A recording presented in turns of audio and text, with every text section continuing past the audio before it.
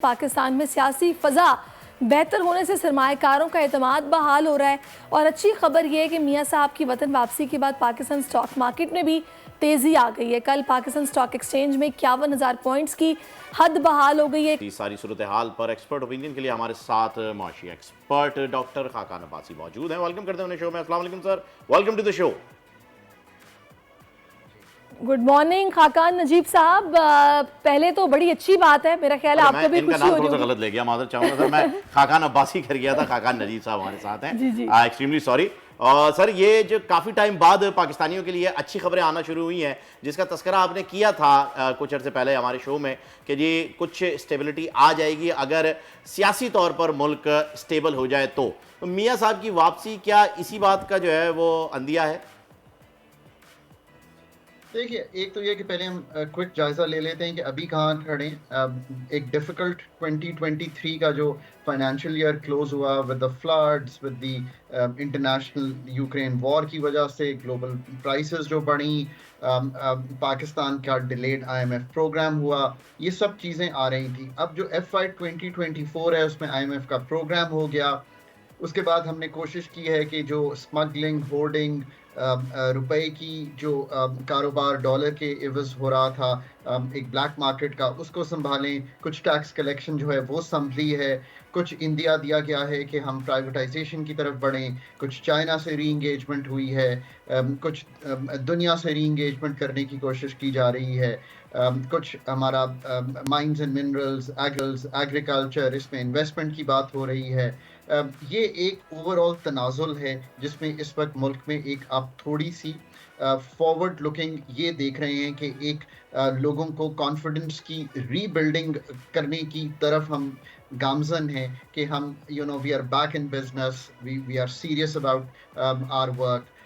ये याद रखिए कि ये इनिशियल ग्रीन शूट्स आप इनको कह सकते हैं। इस पे बहुत मेहनत करनी पड़ेगी। हमारा बहुत से सेक्टर्स बहुत डिस्टर्ब्ड हैं, इसमें कोई हर्ज नहीं है कहने में कि एनर्जी सेक्टर, प्राइवेटाइजेशन, हमारे FPR के महसूल, जो ओवरऑल कलेक्शन होती है, हमारे एक्सपेंडिचर के रिफॉर्म, ये सारा काम होने वाला है ताकि पाकिस्तान को ग्रोथ के पाथ पे डालें। IMF का रिव्यू ड्यू है इन द शॉर्ट रन, वो करना है। कुछ प्राइसेस में थोड़ा सा बेहतरी, बिकॉज रुपए की कदर थोड़ी सी जो स्लिप कर रही थी वो बेहतर हुई है। कुछ सप्लाई साइड बेहतर हुई है। पेट्रोल 48 रुपए, डीजल 35-36 रुपए, थोड़ा सा रिवर्स हुआ है।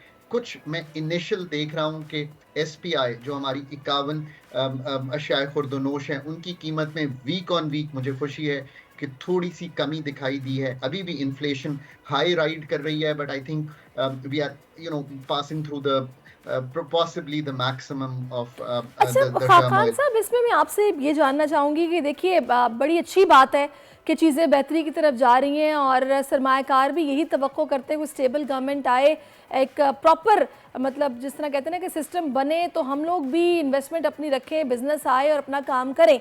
लेकिन इस चीज़ के लिए कंसिस्टेंसी का होना बहुत ज़रूरी है कि कुछ टाइम के बाद जब ये देखा जाता है कि स्ट्रेटजीज पर उस तरह से काम नहीं हो रहा, सिलसिला रुक गया है, बात होती है लेकिन इम्प्लीमेंटेशन नहीं होती, प्रैक्टिकली काम उस तेज़ी के साथ नहीं होता, लोग अपना पैसा निकालना शुरू कर देते हैं, चीज़ें स्टक हो जाती हैं। इस हवाले से आप आगे आने वाला वक्त किस तरह का देख रहे हैं? तो ये आपने 2-3 बहुत ही इंपॉर्टेंट चीज़ें सामने रखी हैं। एक तो आपने कहा कि इम्प्लीमेंटेशन, तो जितनी चीज़ों की हमने गुफ्तगू की, स्मगलिंग, होर्डिंग से लेकर प्राइवेटाइजेशन से लेकर एनर्जी सेक्टर के रिफॉर्म से लेकर, इन सब की अगले 5 साल इसी तरह इम्प्लीमेंटेशन होनी चाहिए। स्टेट की रिट को एक्सर्ट होना चाहिए, रिफॉर्म्स को काम करना चाहिए, पॉलिसीज़ को कंसिस्टेंटली जो बनी हैं उनको आगे चलना चाहिए। इसी से आप कंसिस्टेंसी को देखेंगे। आप बात बिल्कुल दुरुस्त करिए। 2 वर्ड्स इंपॉर्टेंट हैं, implementation of the reform work, और उसमें बहुत तहकीक करके आगे चलें और साथ साथ कि कंसिस्टेंट रहें ताकि सिग्नल दुनिया को यही हो कि हम रिफॉर्म पाथ पर हैं, हम उसको छोड़ना नहीं चाहते, हम कोई ऐसी ऑफ ट्रैक नहीं होना चाहते। IMF को साथ रखिए। IMF के प्रोग्राम में पहले डिले ने आपको डिस्टर्ब किया, अब IMF के साथ रहिए। ये जो एक स्टैंड बाय अरेंजमेंट है, ये एक प्रोग्राम नहीं है। आपको 9 महीने के लिए एक ब्रीदर मिला है कि आप ये वक्त गुजार सकें।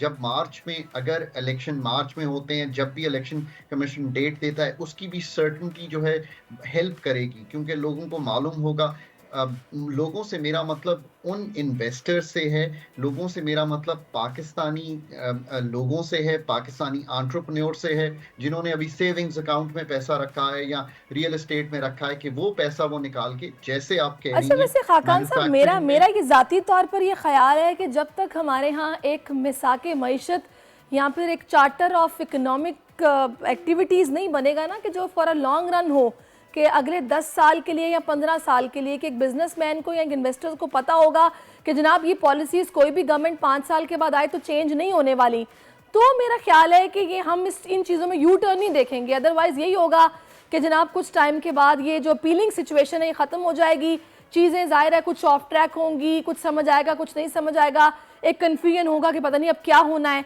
तो इसके लिए एक लॉन्ग रन स्ट्रेटजी होना बहुत ज़रूरी है कि गवर्नमेंट भले तब्दील हो, वो चेंज ना हो। सेकेंडली मुझे आप इसमें यह भी बताइएगा कि सारी सूरत हाल में आपको क्या लग रहा है कि कितना मैटर करता है आगे आने वाला वक्त, कि 9 महीने मुकम्मल होने के बाद क्या पेट्रोल प्राइसेस वापस उस पर आएंगी या फिर डॉलर का यू टर्न तो नहीं ले लेगा? आपको क्या नज़र आ रहा है? देखिए, एक चार्टर ऑफ सर्टेनिटी मैं समझता हूँ बहुत ज़रूरी है। उसमें आप चार्टर ऑफ इकोनॉमी या इंक्लूड कर सकते हैं कि हमने कैसे प्ले आउट करने हैं अगले 5-10 साल। I think that vision is important, because लोगों को ये मालूम हो कि यार things are going to move in this particular direction 5 साल 10 साल। और दैट डजंट मीन कि हम कोई एक प्लान रखते हैं और उसकी जुजियात एक्सप्लेन करें, पर एक विजन ऑफ इकोनॉमी, एक डीरेगुलेटेड इकोनॉमी, एक प्राइवेट सेक्टर पनपता हुआ पाकिस्तान में, पाकिस्तान की एक्सपोर्ट्स होती हुई, पाकिस्तान की यूनिवर्सिटीज़ काम करती हुई, ये चीज़ें जो हैं पाकिस्तान की गवर्नमेंट विड्रॉ करती हुई कमर्शियल एक्टिविटीज़ से पाकिस्तान एक अच्छा रेगुलेटरी निज़ाम बनाता हुआ आगे चले। ये बात आपकी बिल्कुल दुरुस्त है।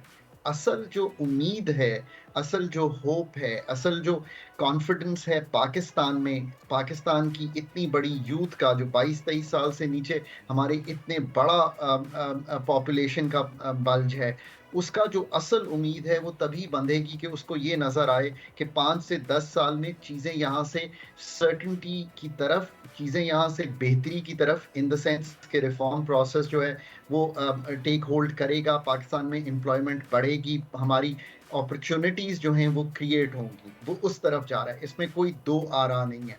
आने वाले 9 माह बहुत इंपॉर्टेंट हैं। आईएमएफ का प्रोग्राम कंप्लीट होना है, हमने अपने रिजर्व्स को बिल्ड करना है, हमने अपनी जो 23-24 अरब डॉलर हैं उनको सिक्योर करना है, हमने उधर से ट्रांजिशन करना है। एक और आईएमएफ के प्रोग्राम की ज़रूरत होगी पाकिस्तान को।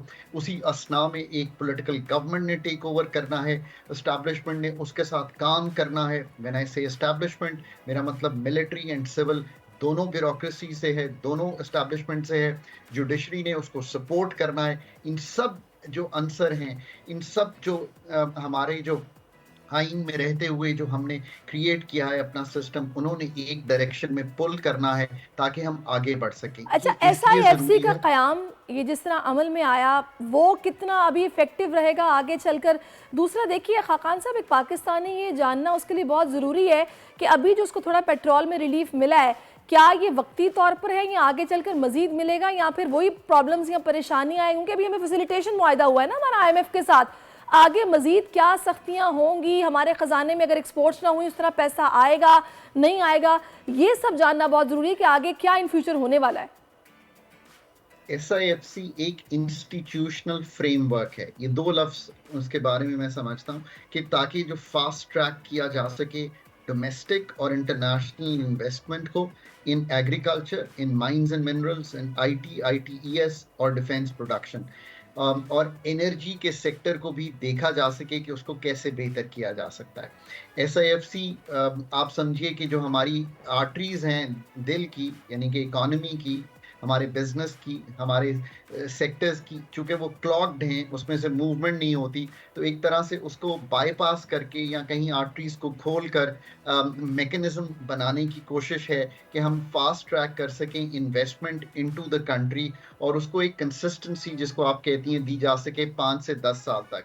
BOI जो है उसको उस तरह से हम नहीं बना पाए कि वो ये सारे काम कर पाता। So it's a higher body, इसमें ना सिर्फ मिलिट्री, सिविल लीगल, पॉलिटिकल, सब लोगों की जिसे कहेंगे एक मुश्तरका राय शामिल है, उसको ज़रूर बहुत ही स्ट्रांगली प्रोफेशनलाइज करना चाहिए, उसमें गुड प्रोफेशनल इनपुट होनी चाहिए और फिर उसको चलाना चाहिए से कि वो डिस्टॉर्शंस ना क्रिएट करे, बल्कि जो रूल्स एंड रेगुलेशंस हैं उन पे भी काम करता रहे ताकि आसानियां पैदा होती रहें और ऑटोमेटिसिटी आती रहे पाकिस्तान में।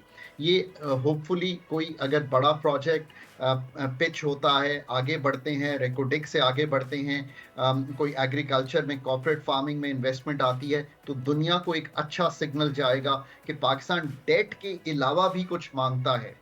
यानी कि हम सही। दुनिया में आईएमएफ से पैसे मांगने के अलावा इन्वेस्टमेंट भी चले मांगते हैं अगर लोगों तो के लिए। देखिए ये कंसिस्टेंसी बहुत इसकी ज़रूरत है पाकिस्तानियों को, और इंशाल्लाह कि ये चीज़ें इसी तरह चेक एंड बैलेंस भी होती रहेंगी, फास्ट ट्रैक पर रहेंगी। और ये जो भी पेट्रोल प्राइसेस को रिवर्स गियर लगाया या फिर हम देख रहे हैं कि डॉलर को लगाया, अल्लाह करे ये ऐसे ही लगा रहे और चीज़ें आगे बेहतरी की तरफ ही जाएँ, रुपया मज़ीद मुस्तहकम हो। बहुत शुक्रिया खाकान साहब, आपने इस पर अपना एनालिसिस दिया और आगे आने वाले हालातों का आगाह किया। बिल्कुल जी। और इकोनॉमिक्स जो है वो अब आगे बढ़ रही है। अच्छी खबर आ गई है कि मियाँ साहब की वापसी के बाद जो है वो हमें स्टॉक मार्केट के अंदर भी एक आपने देखा है पॉलिटिकल जो एक गहमा गहमी थी वो अब एक तरफ बैठ गई है। सब्सक्राइब करें और बेल दबाएं ताकि कोई खबर रह न जाए।